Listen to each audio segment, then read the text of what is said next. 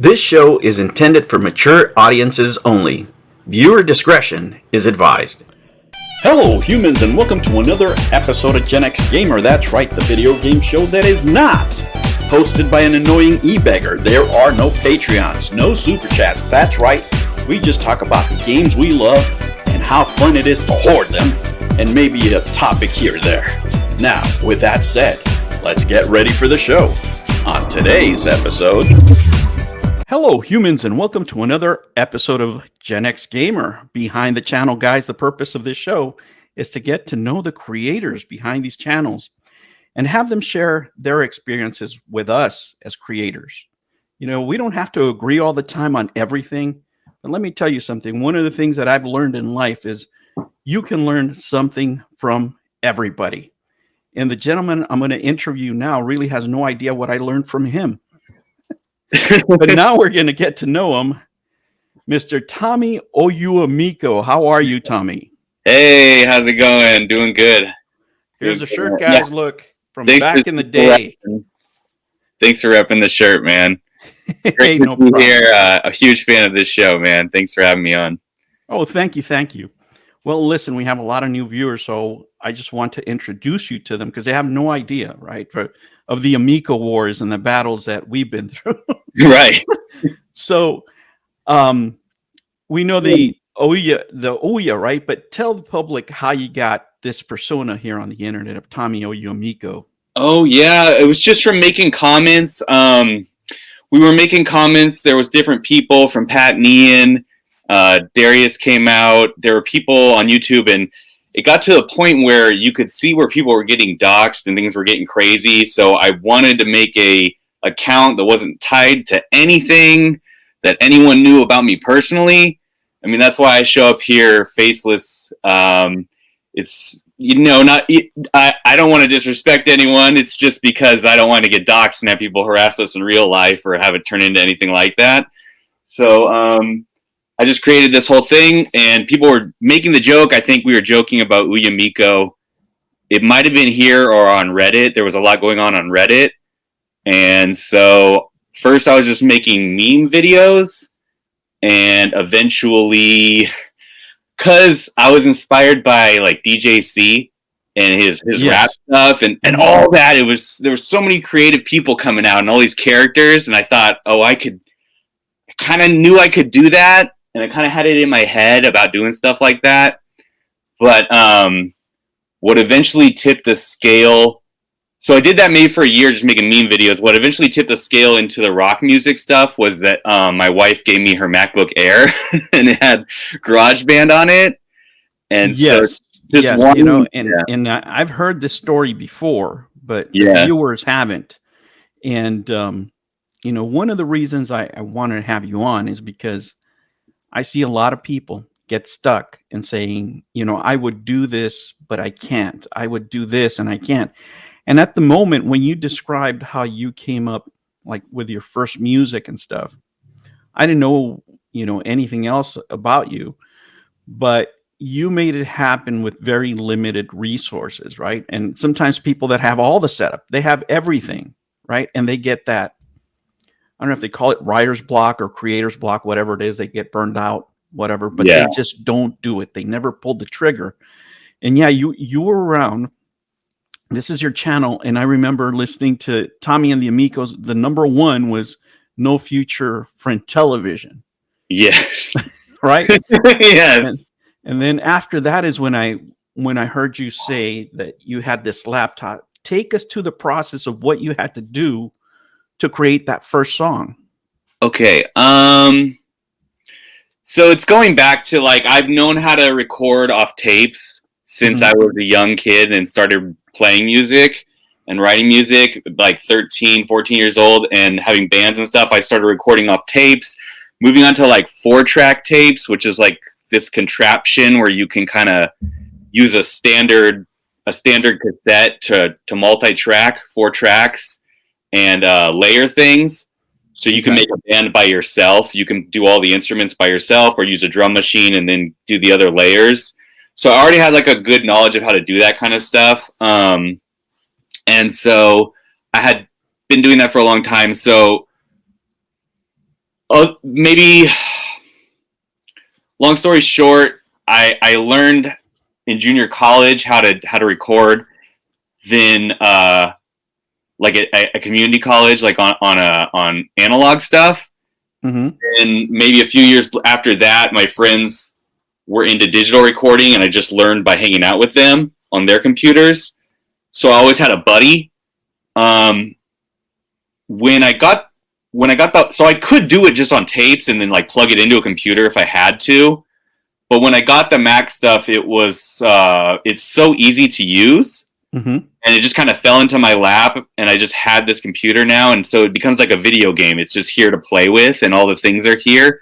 It was kind of a perfect storm because I got the interface for playing guitar, which is like what the fake amp thing is. It's a little pocket amp that it makes it sound like really big guitar amps, makes it sound huge, it makes it sound so realistic, right? Like you sound like a real rock guitar, you know? And let me ask you, so we put people in perspective here. This is going on throughout the pandemic. Let me ask you, what was your situation back then generally? I mean, how were you feeling? How were you dealing with all this crap? I was still had to go into work. I was a new dad. so like a little one and then like a new baby. So two, and then two kids, and then not getting to go out and rock. Just it's two adjustments. So not just the pandemic locking me down, but the kids locking me down, and like life and age locking me down, which I voluntarily signed up for and stuff and wanted, but all together with the pandemic, it was a lot. Not getting to go out not getting to go out and see rock bands. Although I maybe was more mentally prepared than other people because I knew about the kids and stuff. I was going to have the kids, but not having to even get a chance, I guess, right? And everything. So yeah, there's like a lot of frustration and stuff. But there was also I was just going to say there's also like me wanting to have a light. There's like a lightness to it. And I put out the first song. The first song, what was it? No Future for Intellivision. Yes. That wasn't the first song. The first song was actually that I did was the Mean Mr. Richards, which is the Mean Mr. Mustard one. Because I figured out I could drag and drop. Do you know what MIDI is? Like MIDI files? Yes, I remember. Yeah, I figured I could drag and drop MIDI files right into GarageBand, and they're just like the whole song is there. I was like, oh, this is great. I can like fiddle with it and change the organs to guitars and change the drum beat to a techno beat and just click, click, click. Like it's very simple. Everything falls together really nicely in GarageBand, and it doesn't freeze. It's not hard to use. And so I did that one, and then I was like, oh, okay, now I can get the guitar interface and keep going. At that point... Now I was going to ask you, now that you mentioned the kids, I mean, I was a father myself. I had 4 children, but never, and I mean never at one time when I was a dad, did I ever have the energy or the patience after work to sit down and be creative. I mean, I was just happy the day was over. I was happy I put him to sleep, but right after I put him to sleep, sometimes I got to play the old video games that I had when I was a parent. I really didn't buy video games because, you have kids, right?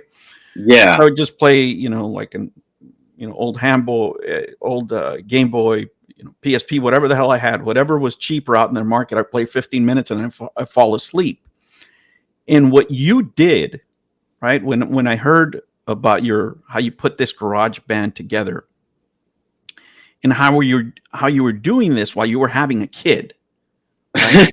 at that point, I was having not writer's block, but I was having a lack of inspiration. I was getting burned out of all the toxicity, right? And I'm trying to, I'm just kind of procrastinating. And then I saw this guy is doing all this with this, right? And I'm not only listening to myself, but I'm listening to other people saying, I just I can't find the inspiration. I don't have the time, and this and that, and it's bullshit. I wasn't making the time, and people are making excuses because when you really want to do something and you have a passion for it, you will make the time, right? And that's like I was like, if this guy can do it with young kids, right, then I sure can get off my ass and make a couple of videos, right? Yeah. Goodness, videos is something else. Videos, you've got editing. It's something else, you know. With the Tommy and the Amigos record and the songs in general, it's like I know a lot of shortcuts for recording, and I also know a lot of shortcuts for songwriting. They're very simple songs, and in a way, I can get them pumped out like 40 minutes to an hour per song, pretty much. Some of them that sound more polished might have been like 3 hours, 3.5 maybe, but broken up into a couple days. But it's actually fun because it's not like a work thing. I feel like I don't like editing videos either, so I look at that sometimes as work. But with this, it's like I'm learning GarageBand, the program. I'm learning how to use this computer program, which is a fun thing in itself. One of my favorite things to do is learn how to do stuff. That's why I like to keep playing different video games. It's like I learned how to play the video game, and then I've learned it, and then I moved on to learn another one. And so it's this process of having fun, learning the thing. I have to make something as I learn it. So let's get this aggression out. I was watching a lot of Darius Truxton and thinking like there, you know, it's in my background, in my music background, it's like, if there's something you don't like about somebody's project, you don't sit there and shit on them, right? If there's something I don't like about Darius, I just make my own that's similar but different, right? I make my own. So I thought, wouldn't it be funny if like Darius was like Darius had the album like DJC? Like, what would if Darius had an album like DJC, like what would that album be? And that's you know, that's something funny you mentioned that. For you know, I've heard multiple creators, right? For whatever you have to say about Darius, I've heard multiple creators get inspiration from Darius for very much. For a lot of videos. I mean, it's a shame that his channels, you know, went through so much stuff, right? And it really shows how fragile this YouTube thing is, right? There's no reason, for example, that I should have more subscribers than Darius. He's been at it for a long time and has entertained way more people and has been influential. Even if people, whether they like him or dislike him, they actually know who he is, right? Some of them got inspired to create, you know, content against him, and other people got inspired to create their own channels. But let me ask you, how do you deal with the fact, for example, you're using this lady's picture, and you know, for those who don't know, you know, you can tell them who she is, but basically your channel is going to be a ticking time bomb if she ever decides to do something. How do you deal with that fact, you know, having created this persona? I think that's just part of like the punk rock ethos. It's Julie Ehrman. She was the CEO of Ouya, which was like a failed. It's not really failed. Like it's what Ouyamico aimed to be, which is they got bought by Razer, and she was able to like move on and progress. And then she became the CEO of Playboy, and I think she left that to become the CEO of a women's soccer division with the film star, what's her name from Star Wars? I'm sorry. Natalie Portman, her business partner, I believe. Okay. Anyway, the whole thing is, I guess it's just, to me, it's like a punk rock ethos thing where like it's that thing where you purposely are screwing yourself out of taking money or success just to because you are just doing it to send a message. You are just doing this. It is like the guy covered in tattoos. Like, I'm not going to get a real job. I'm not going to get on MTV because I got face tattoos. Although that's changing now, but yeah, that's for sure. Yeah, changed, but that was the old way, right? So I think of it that way, where it's just like the way maybe an old punk band would use a political figure, and it's very just a joke because she was sort of Tallarico-esque in my mind, that she was just out of touch. They would ask her like what was the killer app for Ouya, and she would just stumble and like not. She didn't know the name of any of the games, and it was like, wow. Yeah. Talking about stumbling, and I'm not the only one who made this observation at the time, right? You had yourself, which, you know, it was the Hater album, right? Then you had you had DJC, was just the Pro album, right? Sure. But we all noticed there was no Tommy album, right? He's the creative one. He's supposed to be the semi-rock star. He's supposed to be doing X, Y, and Z. He's got these games. He delays the console and gives us some shitty coupon. I've never even opened it, right? Oh, okay. Yeah. Where are the songs of your games? How come you didn't put any out, any samples? Nothing, right? Like, he wasn't even self-promoting, which was crazy for him. So as a business person, you're thinking, this guy hasn't done shit. Yeah. Right? Not anything meaningful, or else he would be boasting about it. But the fact that the company didn't produce much, right, actually made a vacuum of content for a lot of creators like yourself to come out and produce stuff. Yeah.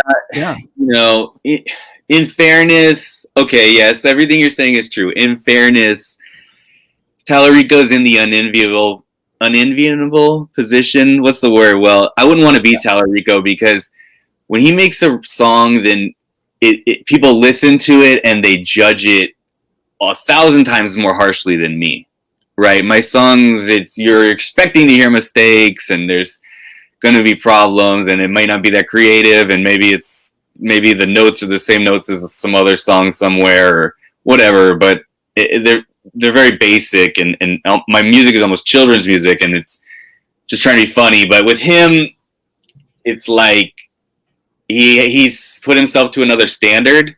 Yeah, but it's for video games. You would think at least you would have some sort of backtrack, you know, or something. He can't throw 2 hours a day at a song, though. You know what I mean? Like, you can't throw it. All right, I got like 40 minutes. Let me get a song out. Like, okay, Finnegan fucked. All right, I got 40 minutes. I'm gonna lay down the track. Here we go. Like, one part. All right. Oh, all right. Like, yeah. Yeah. You know, I have the tracks here, and the way you made them were almost like a chronological order storytelling of events that happened, because the songs are about things that actually happened, right? Yeah. Or situations, and Finnegan fucked was one of them. That's a couple of them. Yeah. Yeah. So, I mean, just for those of you who are not familiar, you know, I'm going to put links down below, guys, so you can hear. But here are some of the titles, right? No Future for Intelligent Vision Amico, Jay Allard, Don't Want an Amico, right? Tom Save the Machine, Worm Jim, Delayed Indefinitely. Oh, yeah. That was a good one. Mean Mr. Richards is the one you talked about. Welcome to the Clown Show. Oh, that's what you're in the Golden Tank. Shout out. Tank. Yeah. I mean, those are like disasters, you know? I mean, there's even stuff that I didn't even get to. There's a couple of things in the saga, chapters in the story, that I didn't even chronicle. Or yeah, I mean, price increases. I mean, you can read at some of these titles and just go through you know, all that was happening. But with all that, you know, sometimes people say, well, how come you don't call this guy out or just attack him personally? I don't know the guy, right? I don't know Tallarico. I didn't know of him before this whole thing. I didn't know of him. And the fact is, if it wasn't for this whole deal, a lot of us wouldn't even be around. We wouldn't exist. Yeah. Right? And I was talking with Potion. I said it came at the right time, because in the middle of the pandemic, we had something to do. Oh, yeah. I needed a distraction from the real news, for sure. People have heard me say that. Like, I was getting just like the real news was stressing me out too much, and being at home and everything together, that I just needed a nice distraction, and it pulled me away from it. I actually did used to watch Tallarico on TV. My dad had a satellite dish, and me and my brother were into video games, so we used to watch G4, and I used to see him on a couple of different shows, and I do swear, like, me and my brother, but me especially, would yell at the TV, like, "No, you're wrong," and like, "No, that's not right," and because it was an opinion show, and he give his opinions, and we'd just be like, "That's not what we think," because we were Nintendo fanboys, and he was like not down with that, so it was funny. I didn't go on the message boards and type anything, but I was just like, All right, so let's get to your video games. Usually I start with this, but now we're kind of in the middle. What was your console growing up? Yeah. Oh, growing up, so my main console growing up was NES. That we got.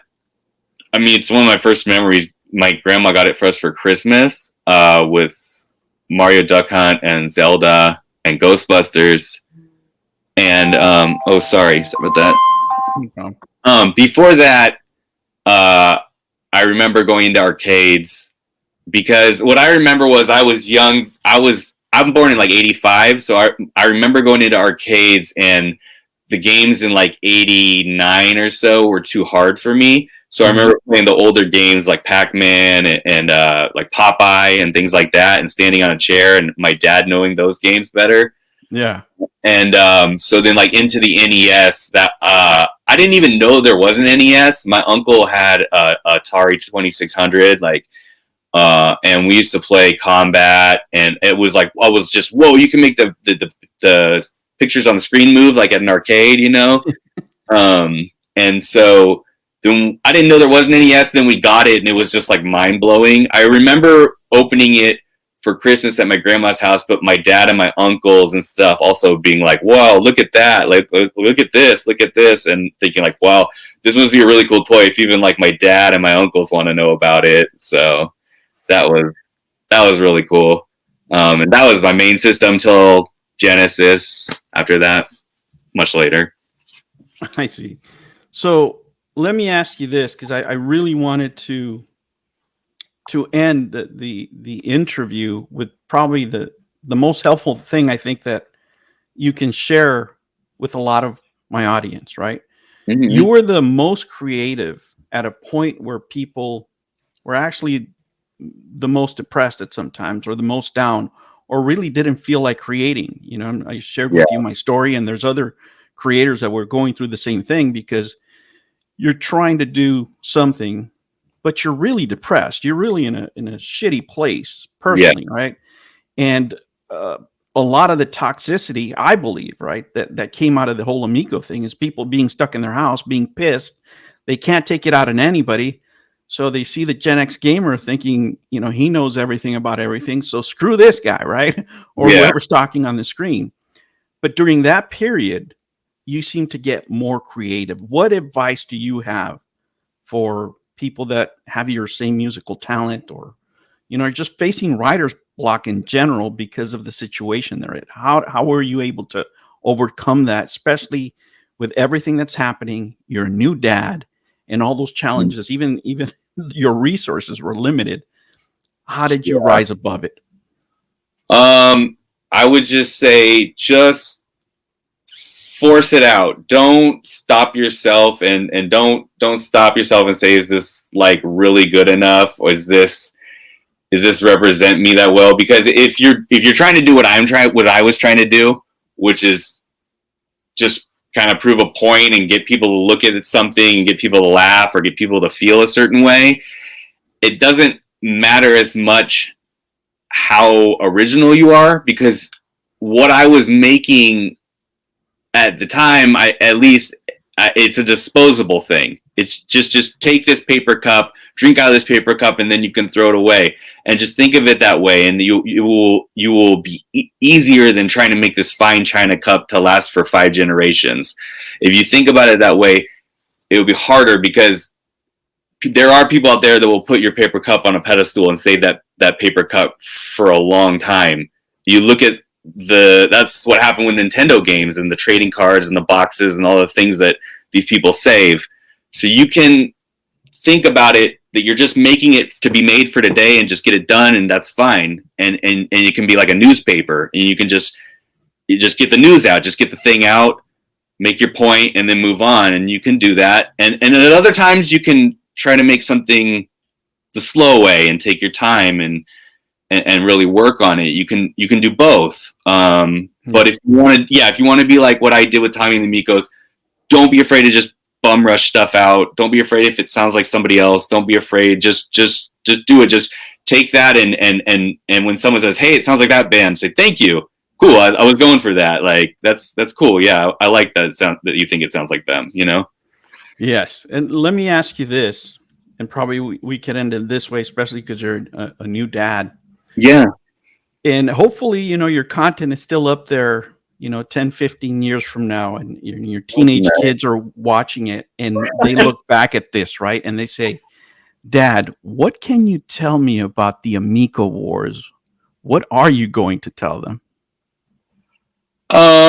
We turned something that could have been a rainy day into something really fun. And you can make friends with people from all around the world if you just try to have a bright side about stuff.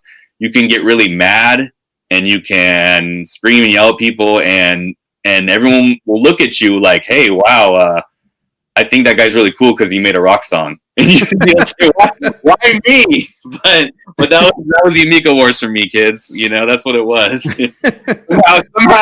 Somehow when you play the guitar and then everyone looks at you differently and they're okay with you being super crabby. I don't know. Awesome. Well, I want to thank you for stopping by. And guys, you don't have to agree on everything, on every point, in order to have great conversations, to learn, anything from any person.